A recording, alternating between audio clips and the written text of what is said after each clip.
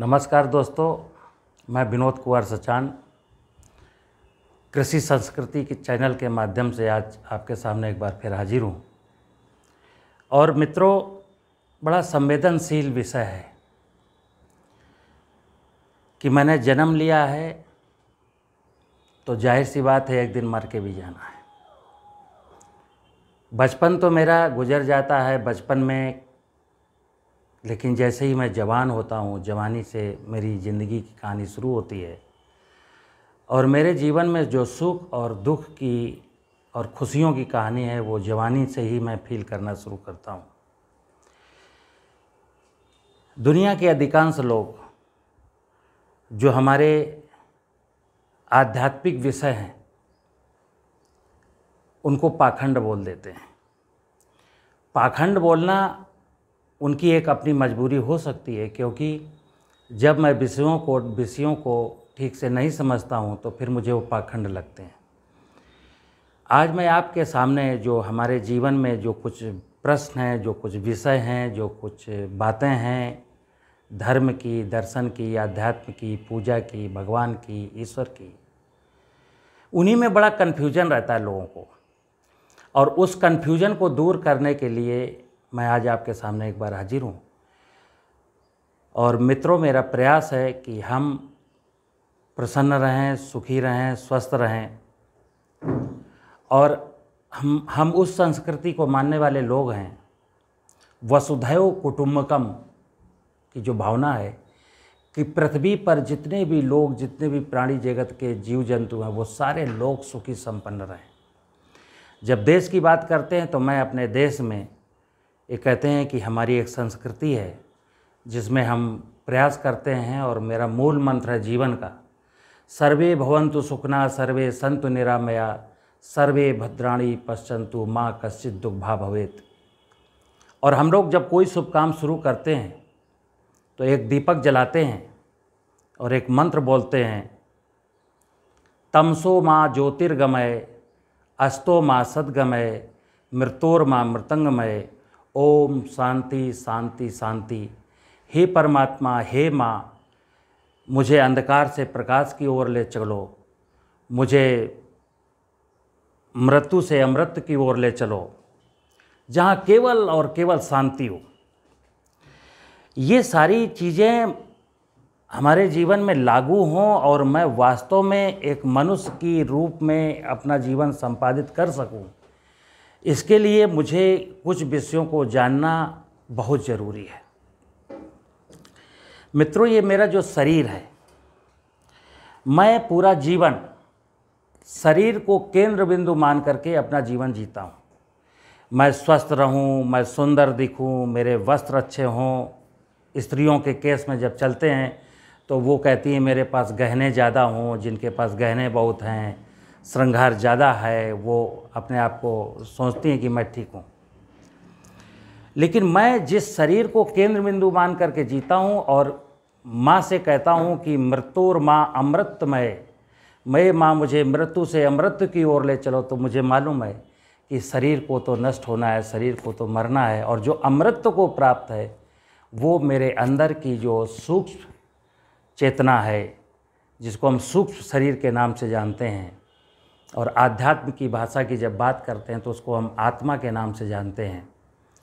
तो मेरा जो वास्तविक परिचय है वो ये है कि इस शरीर के अंदर एक आत्मा है जो हमको जिंदा रखे हुए है, और जिस दिन ये आत्मा इस शरीर से निकल जाती है, मेरा शरीर मर जाता है और लोग इसको जल्दी से जल्दी जलाने और दफनाने की बात सोचने लगते हैं। तो आइए इस चार्ट के माध्यम से मैं आपको समझाने का प्रयास करूँगा कि मैं क्या हूँ और मैं जिस पर्यावरण में, एनवायरनमेंट में रहता हूँ, उससे मेरा क्या संबंध है, परमात्मा से क्या संबंध है। तो इस चार्ट के माध्यम से मित्रों समझते हैं। हम सारे लोग जानते हैं और अपने बुजुर्गों से सुना है, शास्त्रों में लिखा है कि मनुष्य इस धरती पर, मनुष्य परमात्मा की सबसे सुंदर और अंतिम रचना है। मनुष्य को ज्ञान का अवतार कहा गया है कि ज्ञान नाम की अगर कोई वस्तु है, ज्ञान अर्जित कर सकता है तो केवल मनुष्य अर्जित कर सकता है।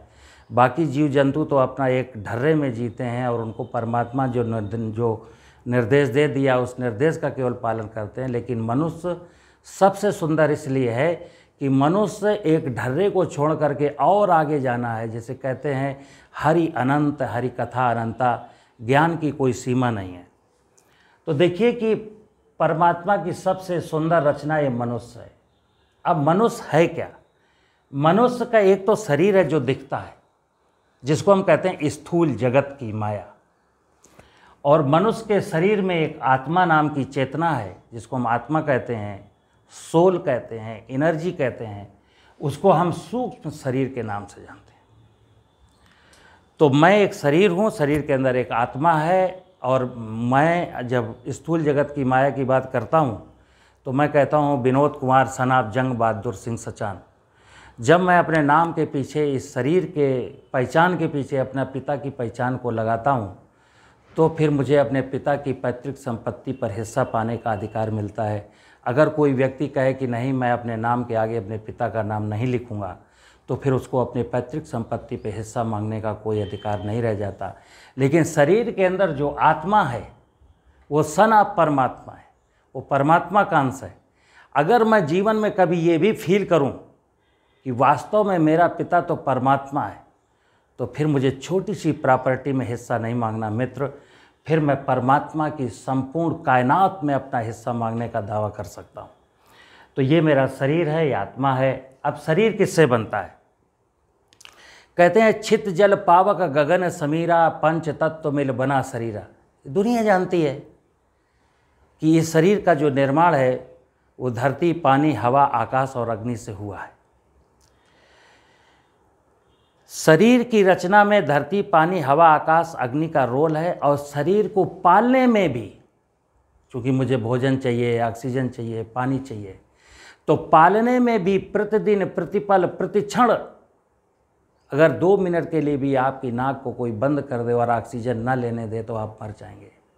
तो शरीर का लालन पालन ये पंच तत्व ही करते हैं। धरती, पानी, हवा, आकाश की महिमा से हमारा शरीर का पालन पोषण होता है। लेकिन जब आत्मा की बात करते हैं तो आत्मा की जो जिंदा दिली, आत्मा को जो सक्रियता है वो परमात्मा से है। हम परमात्मा का जब ध्यान करते हैं, परमात्मा को आत्मसात करते हैं, तो हमारी जो आत्म चेतना बलिष्ठ होती है, जिसको कहते हैं विल पावर। अब जो शरीर है उसका सीधा सीधा संबंध हमारा प्रकृति से है, चूँकि हमें भोजन चाहिए, पानी चाहिए, ऑक्सीजन चाहिए। लेकिन जो आत्मा का संबंध है वो परमात्मा से है। अब एक शब्द आता है, कई बार आप लोगों ने सुना होगा कि वो दार्शनिक हैं, वो आध्यात्मिक हैं। तो ये शब्द है मित्र। लोग कई बार कह देते हैं कि मैं तो वैष्णो देवी का दर्शन कराया, मैं कामदगिर का दर्शन कराया, मैंने हरिद्वार में गंगा दर्शन कर लिया। ये दर्शन एक्चुअल एक बहुत छोटा सा अधूरा शब्द है। दर्शन का मतलब है, अगर हमको जीवन में सुख चाहिए, क्योंकि सुख इस शरीर को मिलते हैं और खुशियों का संबंध आत्मा से है, तो हमको चूँकि मेरा जीवन मिला है सुखी रहने के लिए और खुश रहने के लिए, अगर मुझे जीवन भर सुखी रहना है तो मेरे जीवन में फिर दर्शन को जानना बहुत ज़रूरी हो जाता है। दर्शन विषय है क्या? ये जो आप अपनी आँखों से दिखाई, दर्शन का मतलब है दृश्य, आँखों से जो दिखाई देता है वो दृश्य, वो दर्शन है कि गंगा दिख रही है, यमुना दिख रही है, झरने दिख रहे हैं, पहाड़ दिख रहे हैं, धरती दिख रहे हैं, जीव जंतु दिख रहे हैं, वनस्पतियाँ दिख रही हैं। एक नॉर्मल दिखना होता है और एक उसको सूक्ष्म नज़रिए से देखना। एक नज़रिया शब्द आप लोगों ने सुना होगा कि हम किसी चीज़ को कैसे देखते हैं, उसको नज़रिया कहते हैं। तो ये तो सामान्य सी बात है कि ये कैमरा है, दिख रहा है, आंखें मेरी कैमरा का काम करती हैं, मुझे सामने जो होता है वो दृश्य दिख जाता है। लेकिन उसको अंतर आत्मा की नज़र से देखना, यानी बारीक नज़रों से देखना, उसको दर्शन कहते हैं। दर्शन है क्या? कि धरती दिख रही है लेकिन धरती अनफर्टाइल हो गई, अनउर्वर हो गई। धरती में कोई चीज़ बोते हैं तो उगती नहीं है, उगती है तो ठीक से बढ़ती नहीं है। तो धरती क्यों, धरती में जो मैंने चीज़ बोई है, जो पेड़ लगाया है, वो प्रफुल्लित क्यों नहीं हो रहा, वो बढ़ क्यों नहीं रहा, उसको दिक्कत क्या है? तो मेरा ध्यान जाएगा धरती कि उर्वरता में क्या कोई कमी आई है, धरती में क्या पानी की कमी है, क्या जलवायु परिवर्तित हो चुकी है। जब ऐसे विषय में देखता हूँ कि छित जल पावक गगन समीरा, धरती पानी हवा आकाश अग्नि जलचर थलचर नभचर को जब बारीक नज़रों से देखता हूँ, उनकी महत्ता को जानने का प्रयास करता हूँ, तो वो विषय मेरा दर्शन का है कि मैं दार्शनिक हूँ। एक एक प्रकृति की जड़ एवं चेतन जगत की इकाई को बारीकी से समझता हूँ और उसकी समृद्धि के लिए कुछ काम करता हूँ, वो विषय दर्शन का है। जो आध्यात्म है, दूसरा विषय आध्यात्म है, तो शरीर का जो बाहरी हिस्सा है, जो स्थूल जगत की माया, उसका दर्शन करना, उसको ठीक से समझना दर्शन कहलाता है।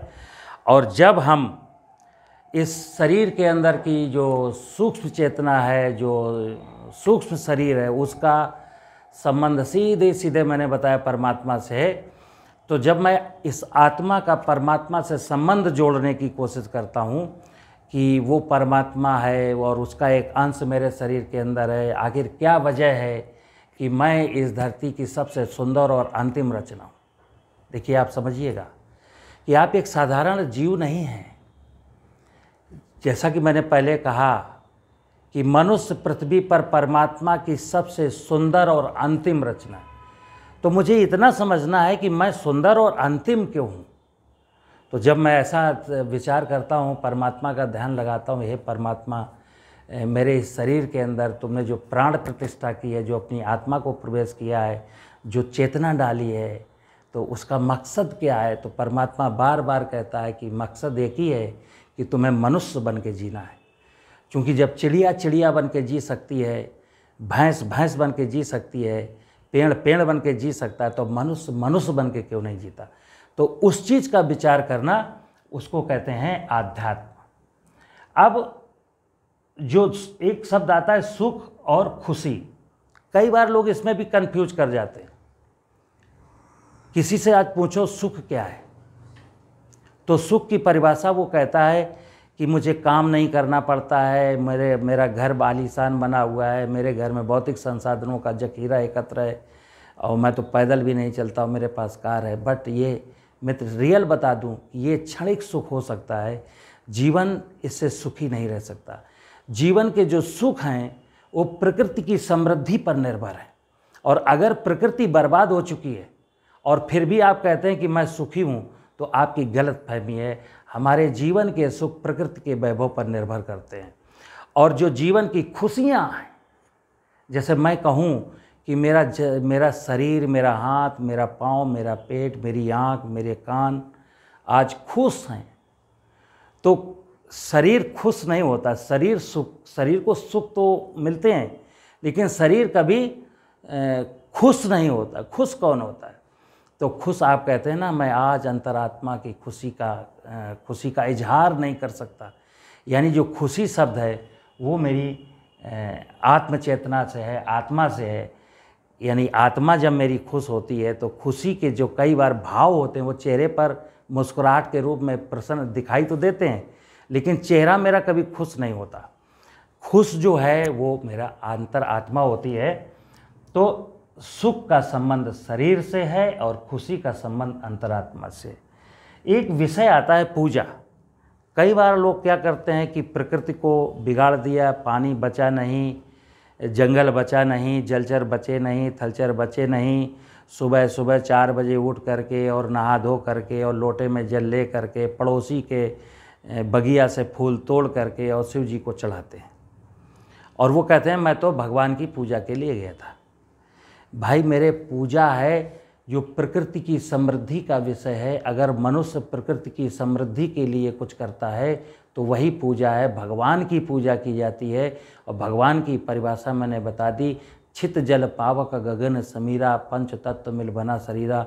अगर धरती की उर्वरता को बढ़ाने के लिए कुछ करता हूँ, जलाशयों में पानी भरा रहे इसके लिए कुछ करता हूँ, और धरती का बहुत सारा हिस्सा पेड़ पौधों से ढका रहे इसके लिए कुछ करता हूँ, तितली, मधुमक्खी, चिड़ियाँ, जलचर, थलचर, नभचर ये सब समृद्ध रहें, सुखी रहें, इसके लिए कुछ करता हूँ। पूजा का वास्तविक स्वरूप वो है। और ये जो है पूजा हमारी वर्तमान में एक काल्पनिक पूजा है, एक प्रतीक पूजा है। मैं इस पूजा का विरोधी नहीं हूँ, लेकिन इस पूजा के माध्यम से मुझे समझना है कि मेरे जीवन की असली पूजा क्या है। तो पूजा तो ये विषय, पूजा भगवान की करनी है यानी प्रकृति की करनी है। और जो ध्यान है, एक शब्द आता है कि वो ध्यान में बैठे हैं। ध्यान में किसके बैठे हैं? तो ध्यान हमें परमात्मा का लगाना है। परमात्मा का ध्यान क्या करना है? परमात्मा से आंख बंद करके केवल पूछना है कि हे परमात्मा, तूने मुझे इस धरती की, पृथ्वी की सबसे सुंदर और अंतिम रचना के रूप में अवतरित होने का सुनहरा अवसर दिया है, तो मैं अपने जीवन में झांकूं, ध्यान लगाऊं। क्या ध्यान लगाऊं? कि मैं जिस निमित्त आया था वो काम कर रहा हूं कि नहीं कर रहा हूं। अगर मैं अपने उस निमित्त को, जिस निमित्त के लिए तूने इस धरती पर मुझे भेजा है, मैं अगर उस निमित्त से कहीं भटक गया हूं, तो भटकन से मैं अलग हो जाऊं और उस निमित्त के लिए जीवन जीऊं जिसके लिए आपने मुझे इस धरती पर अवतरित होने का सुनहरा अवसर दिया। तो उसको कहते हैं ध्यान। अब एक विषय आता है मित्रों, लोग कह देते हैं कि अगर जीवन सफल बनाना हो और अगर मोक्ष को प्राप्त करना हो, अगर अगले जन्म में अच्छा जन्म लेना हो, मतलब अगला जो जन्म होगा, ये तो तय है कि ये जो आत्मा है ये शरीर बदलती है, ये कभी मरती नहीं है, अमृत को प्राप्त है। तो जैसे ही मैं मरूंगा, इसके अंदर जो चेतना थी, जो आत्मा थी, वो अगले शरीर में प्रवेश करेगी। तो मैं आपको एक और गंभीर विषय बता दूं, अगर आपने इस शरीर के अंदर जो सूक्ष्म चेतना, जिसको हम आत्मा कहते हैं, अगर उसकी चिंता आपने अपने जीवन में, जवानी में नहीं की, तो इस आत्मा के बारे में निर्णय परमात्मा लेगा कि इस आत्मा को अगले जन्म में कहाँ भेजना है। फिर आप किसी भी जीव इकाई में जा सकते हैं जिसको आप अच्छा नहीं समझते हैं, जैसे सुअर का जीवन अच्छा नहीं समझते आप, और अगर आपको तय करना है कि मुझे वास्तव में सुअर का जीवन नहीं मिलना चाहिए, मुझे कुत्ते का जीवन नहीं मिलना चाहिए, तो फिर जवानी में संभल के चलना है और मुझे उस निमित्त को पूर्ण करना है जिस निमित्त के लिए परमात्मा ने मुझे भेजा। क्योंकि सीधी सीधी बात है, अगर परमात्मा के काम को जो पूरा करेगा तो उसको फिर उसकी चिंता परमात्मा करेगा और आपका अगला जो जीवन है वो हसीन होने वाला है, बहुत इससे भी ज़्यादा खूबसूरत जगह आप जन्म लेने वाले हैं। तो लोग कहते हैं कि अगले जन्म की खुशियों के लिए या अपने मोक्ष के लिए या अपने कल्याण के लिए 3 मार्ग बताए हैं लोगों ने, ज्ञान, कर्म और भक्ति का। कहते हैं ज्ञान के माध्यम से, भक्ति के माध्यम से, कर्म के माध्यम से अपने जीवन को सफल बना सकते हैं। लेकिन मित्र, अगर हम इन चीज़ों को नहीं समझते, पूजा और ध्यान, सुख और खुशी, दर्शन और आध्यात्म, प्रकृति और परमात्मा जैसे विषयों को नहीं समझते और सीधे हम यहाँ से शुरू करते हैं ज्ञान, कर्म, भक्ति, तो ज्ञान का क्या मतलब है? अगर मुझे प्रकृति का ज्ञान नहीं है, परमात्मा का ज्ञान नहीं है, तो किस ज्ञान की बात करते हैं? कौन से ज्ञान मार्ग से आप जो है मोक्ष को प्राप्त कर सकते हैं? तो मैं कहता हूँ इस प्रकृति और परमात्मा के स्वरूप को जानना यही ज्ञान है। और जब इस स्वरूप को जान जाएंगे तभी तो आप अच्छा कर्म कर पाएंगे। मुझे पता होना चाहिए कि मेरा जन्म यहाँ क्यों हुआ, तभी तो मैं निर्णय ले सकूँगा मुझे क्या करना है और क्या नहीं करना है। अगर मुझे ये पता नहीं है कि मेरा जन्म यहाँ क्यों हुआ है, मैं केवल इतना जानता हूँ कि धन कमाना है, रोटी रोजी की व्यवस्था करनी है, तो फिर आप जाने अनजाने गलत कामों में फंस जाएंगे, जिसको हम क्या कहते हैं, अधर्म। एक धर्म है, दूसरा अधर्म है। धर्म का मतलब है कि जिस निमित्त मेरा जन्म हुआ है उस निमित्त को पूर्ण करना, वो धर्म है। और अगर मैं निमित्त को नहीं जानता तो फिर जितना भी जीवन जीता हूँ, जो भी कर्म करता हूँ, वो सारे कर्म मेरे अधर्म कहलाते हैं। तो मैं आपको बता दूं कि हम चूँकि परमात्मा की सबसे सुंदर और अंतिम रचना है, इसलिए परमात्मा क्या वस्तु है ये तो जग जाहिर है, निराकार है, जन्म एवं मृत्यु के बंधनों से मुक्त है, लेकिन उसका अस्तित्व शाश्वत सत्य है। कहते हैं कि सत्यम शिवम सुंदरम, उसको हम शिव भी कह देते हैं, उसको हम ईश्वर कहते हैं जो अपने ऐश्वर्य में सजा हुआ है, उसको हम अनंत कहते हैं जिसका कोई ना आदि है ना अंत है।